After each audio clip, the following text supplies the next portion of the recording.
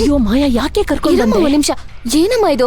ಆ ದೊರೆಸ್ವಾಮಿ ಕೋಪಿಷ್ಟ ಅಂತ ಅನ್ಕೊಂಡ್ರೆ ಅವ್ನು ನೋಡಿದ್ರೆ ಈ ತರ ಬೋಲಿಂಗ್ ಮಾಡ್ತಿದ್ದಾನೆ. ಮಾಯಾ, ಅವನ್ ಏನ್ ಹೇಳ್ತಾನೆ ಅನ್ನೋದು ವಿಷಯ ಅಲ್ಲ, ಕೋದಂಡ ಏನ್ ಹೇಳ್ತಾನೆ ಅನ್ನೋದು. ಕೋದಂಡ ನನ್ನ ಪ್ರಕಾರ ಹಳೆ ವಿಷಯಗಳನ್ನ ಮರ್ತಿಲ್ಲ. ವಸುಮತಿ ಐಡಿಯಾ ಉಲ್ಟಾ ಹೊಡಿಯೋದ್ ಗ್ಯಾರಂಟಿ. ನಾನು ಅವ್ನು ಏನ್ ಮಾತಾಡ್ತಾನೆ ಅಂತ ನೋಡ್ಬೇಕು. ಬಾ ಬಾ.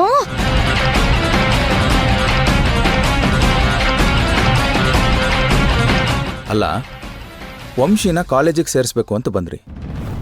ಈಗ ಇದ್ದಕ್ಕಿದ್ದ ಹಾಗೆ ಈಗೆಲ್ಲ ಮಾತಾಡ್ತಿದ್ದೀರಲ್ಲ.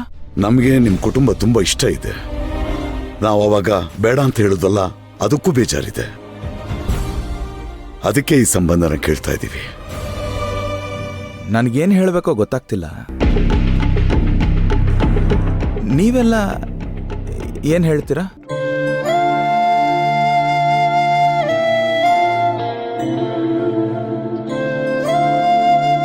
ನಮಗೆಲ್ಲ ವಂಶಿ ಮನೆ ಸೊಸೆಯಾಗಿ ಬರಬೇಕು ಅಂತ ಆಸೆ ಇತ್ತು, ಆದರೆ ಆಗಿರಲಿಲ್ಲ.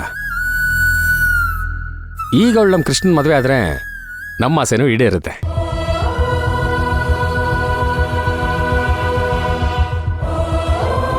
ಹೌದು ಕೋದಂಡ, ವಂಶಿ ತುಂಬಾ ಒಳ್ಳೆ ಹುಡುಗಿ.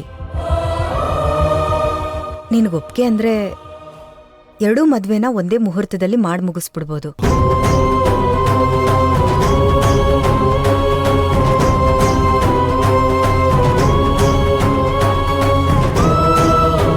ಅವತ್ತು ನಮ್ಮ ಅಣ್ಣನ ಬೇಡ ಅಂತ ಅವಮಾನ ಮಾಡಿ ಈಗ ಮತ್ತ್ಯಾಕೆ ನಮ್ಮ ಸಂಬಂಧ ಕೇಳ್ತಿದ್ದಾರೆ ಇವರು? ಈ ಅಕ್ಕ ಅಮ್ಮನೂ ಸಪೋರ್ಟ್ ಮಾಡ್ತಿದಾರಲ್ಲ, ಈ ಅಣ್ಣ ಯಾಕೆ ಇಷ್ಟೊಂದು ಯೋಚನೆ ಮಾಡ್ತಿದ್ದಾನೆ? ಆಗಲ್ಲ ಅಂತ ಹೇಳ್ಬೋದು ತಾನೆ? ಕೋದಂಡ, ಏನಪ್ಪ ಯೋಚನೆ ಮಾಡ್ತಾ ಇದ್ಯಾ? ಒಳ್ಳೆ ಸಂಬಂಧ, ನಮ್ಗೆಲ್ಲ ಒಪ್ಕೆನೆ. ನಿನ್ಗೂ ಒಪ್ಕೆ ಆದ್ರೆ ಹೇಳ್ಬಿಡಪ್ಪ. ಇವತ್ತೇ ಮಾತಾಡಿ ಮುಗಿಸ್ಬಿಡೋಣ. ಅಂದ್ರೆ ನೀವೆಲ್ಲ ಮಾತಾಡ್ಕೊಂಡು ಕಡೆಗೆ ನನ್ನನ್ನು ಕೇಳ್ತಿದ್ದೀರಾ? ಅಯ್ಯೋ, ಆ ಥರ ಎಲ್ಲ ಏನೂ ಇಲ್ಲ ಕೋದಂಡ. ಇವ್ರು ನಮ್ಮ ಹತ್ರ ವಿಷಯ ಹೇಳಿದಾಗ ನಿನ್ನ ಹತ್ರ ಒಂದು ಮಾತು ಹೇಳಿನೇ ಮುಂದುವರಿಯೋಣ ಅಂತ ನಾವೇನೂ ಹೇಳಿಲ್ಲ. ಈಗ ನೀನು ಹೇಳು, ಪರವಾಗಿಲ್ಲ.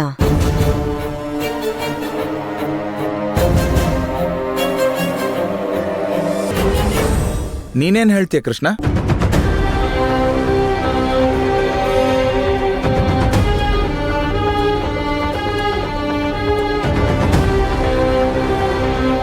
ಕೃಷ್ಣ, ಏನು ಯೋಚನೆ ಮಾಡ್ತಿದ್ಯಾ? ನಿನಗಿದು ಒಪ್ಗೆನಾ? ನೀನು ಹೇಗೆ ಹೇಳ್ತೀಯೋ ಹಾಗೆ ಅಣ್ಣ.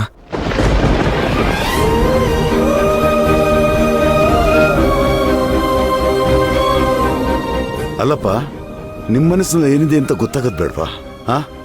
ಅದು ಗೊತ್ತಾದ ಮೇಲೆ ನಮಗೂ ಒಂಥರ ನೆಮ್ಮದಿ, ಮುಂದುವರಿಯೋಕ್ಕೂ ಸಾಧ್ಯ. ನನಗೆಲ್ಲನೂ ನಮ್ಮ ಅಣ್ಣನೇ. ಅದು ಯಾವುದೇ ವಿಷಯ ಆದರೂ ಸರಿ, ನನಗೆ ಯಾವ್ದು ಸರಿ ಯಾವ್ದು ತಪ್ಪು ಅನ್ನೋದು ಅಣ್ಣಂಗೆ ತುಂಬ ಚೆನ್ನಾಗಿ ಗೊತ್ತು. ಅವನ ನಿರ್ಧಾರನೇ ನನ್ನ ನಿರ್ಧಾರ. ನಾನು ಅದನ್ನು ಯಾವುದೇ ಕಾರಣಕ್ಕೂ ಮೀರಲ್ಲ.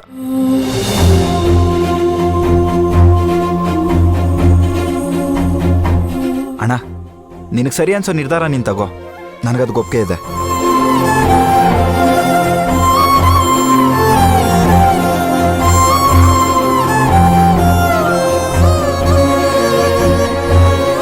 ಕೃಷ್ಣ, ಅಂದ್ರೆ ನಿನ್ಗೆ ನನ್ನ ಮೇಲೆ ಯಾವ ಭಾವನೆನೂ ಇಲ್ವಾ?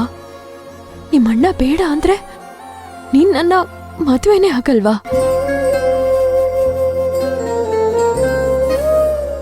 ಅದ್ ಸರಿ ಕೃಷ್ಣ, ಆದ್ರೆ ಈ ವಿಷಯದ ಬಗ್ಗೆ ನಿನಗೇನ್ ಅನ್ಸತ್ತೆ ಅಂತನಾದ್ರೂ ಹೇಳ್ಬೇಕಲ್ವಾ?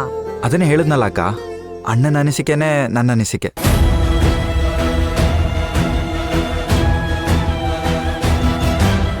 ಸಡನ್ ಆಗಿ ವಿಷಯ ಪ್ರಸ್ತಾಪ ಆಗಿರೋದ್ರಿಂದ ನನಗೇನು ಹೇಳಬೇಕೋ ಗೊತ್ತಾಗ್ತಿಲ್ಲ. ಎಷ್ಟೇ ಇದ್ರೂ ಇದು ನನ್ನ ತಮ್ಮನ ಜೀವನದ ಪ್ರಶ್ನೆ. ಹಾಗಾಗಿ ನನಗೆ ಯೋಚನೆ ಮಾಡೋದಕ್ಕೆ ಒಂದು ಅರ್ಧ ಗಂಟೆ ಸಮಯ ಬೇಕು.